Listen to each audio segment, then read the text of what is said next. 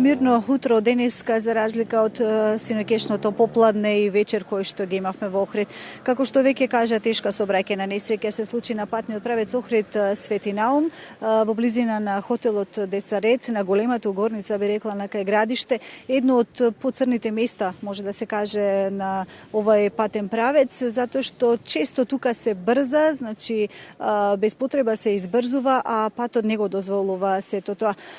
Во тешката сообраќајна несреќа загина две лица, и тоа едното родено во 90-та, другото 94-та година, едниот охриѓанец, а другиот од Кавадарци. Како што веќе кажав, две лица им подлегнаа на повредите, едното на лице место охриѓанецот, а она лице кое што било негов совозач, еден час подоцна подлегна на повредите во болницата во Охрид. Ова е билансот од тешката сообраќајна несреќа која што предизвика и застој на сообраќајот од прилика од околу 1 час. Официјалните податоци од секторот за внатрешни работи за самата несреќа, по она што се анализираше по тешката сообраќајна несреќа на терен, ги очекуваме во текот на денешниот ден. Јована, има ли некој прашање за сообраќајната несреќа или може да преминеме на она втората тема, што би се рекло за невремето кој што го зафати и Охрид? Кога е веќе невремето во прашање, да, грмотевици, дожд, силен ветар ги вознемири охриѓани.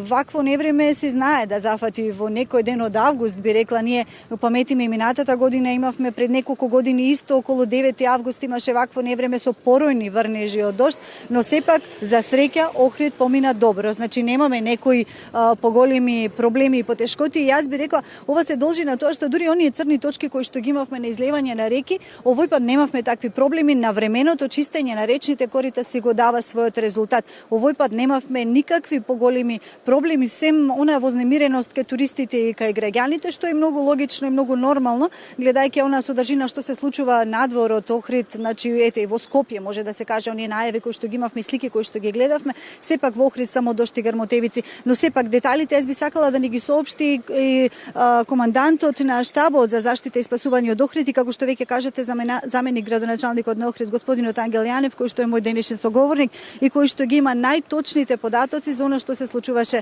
во Охрид вчера, а ќе ги слушнеме и оние најави кои што се за денеска и подготвеноста на охриѓани за она доколку не дај Боже ни се случи нешто во текот на денешниот ден според најавите, затоа што сепак има најави за врнежи од дожд. Господине Јанев, веќе кажавме вчера невреме во Охрид, но сепак немаме некои поголеми проблеми. Како помина синоќешниот ден? Така, прво добар ден од мене. Јас за жал мора да искористам оваа ситуација. Во најавата вие рековте дека имавме два несреќен случај во кој што два млади животи ни изгаснаа.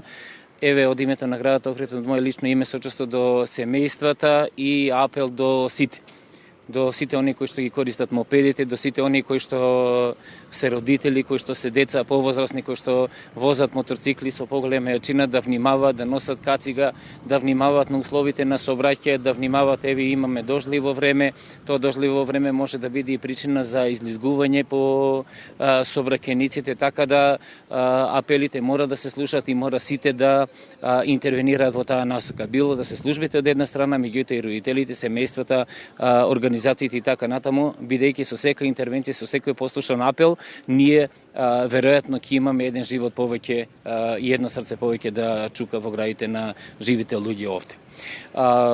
Другото прашање поврзани со и околу невремето. Забелешката ви беше во ред. Би рекол малку поголема веројатно беше вознемиреноста кај граѓаните и кај туристите, бидејќи во овие убави денови, сончеви денови, од еднаш еден преокрет би рекол, од едно сончево време дојде грамотевици, имаше дожд. Јас морам да кажам спрема оние информации што јас ги имам од управата за хидрометеоролошки работи на Република Македонија, во вчерашниот ден во Охрид има паднато околу 18 литри по квадратен метар. Тоа не е некоја литража која што треба да загрижува, бидејќи Охрид знаел да има многу повеќе од овие литри, меѓутоа тоа е една, би рекол, опомена за сите нас да внимаваме. Јас и овде ќе кажам еден друг апел, бидејќи и денешниот и утрешниот дел се очекува убаво време во Охрид и околината, меѓутоа во вечерните часови има најава на краткотрajни дождови и грамотевици. Да ги послушаат апелите, повторно ќе кажам, нарочно во делот на сите они кои што немаат потреба во одреден период од денот да бидат надвор, да не бидат надвор. Тоа се, според моите сознанија, краткотрајни временски периоди.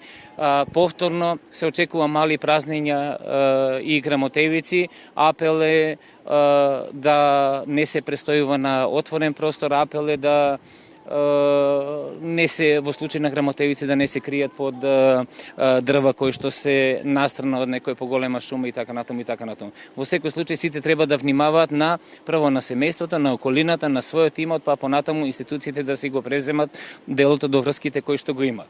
Сега во делот на се она што представува превентива во градот Охрид, таа превентива одавна е направена, меѓутоа и постојано се прави. Сите оние канали кои што ги одведуваат одводните води во текот на годината континуирано се чистат. Доколку има неисчистени или доколку имат проблеми, јас уште еднаш ќе го повторам, телефонскиот број на Центарот за управување со кризи е 195. Сите оние граѓани кои што имаат потреба или потешкотија од евентуални порани дождови ќе можат да се јават на овој број, а екипите кои што ќе интервенираат по налог прво на локалната самоуправа, после по налог на Центарот за управување со кризи и на крај ние како штаб за заштита и спасување, значи веднаш ќе се реагираат.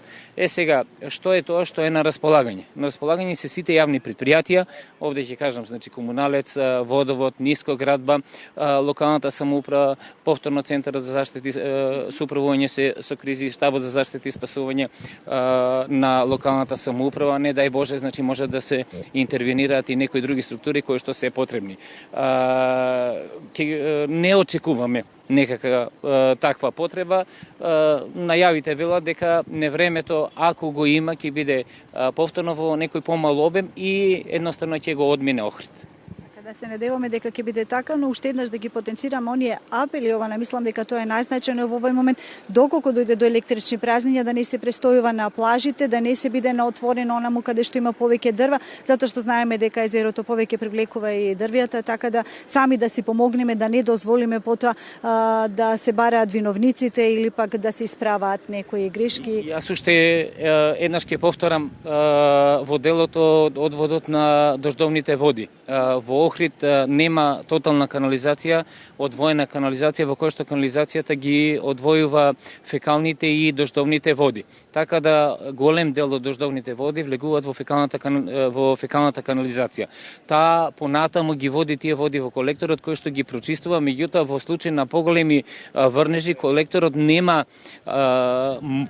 мог да ги прочисти отеднаш тие води и како чисти води да ги однесе во езерото. Во таа насока и уште еден апел, нарочно до граѓаните на Охрид и туристите и оние кои што имаат туристички станови, би рекло, во градот Охрид. Да внимаваме што фрламе во канализацијата, се оно што е потврд отпад, да не го фрламе во канализација, да го фрлиме, комуналец понатаму ќе го превземе со нивните камиони. Значи, се оно што е во прилог да имаме една што почиста одводна и фекална канализација, тоа да го направиме.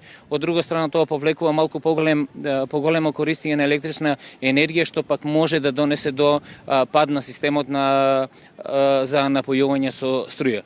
Тоа се неколку работи што едноставно може да ги направат граѓаните на Охрид и на Република Македонија.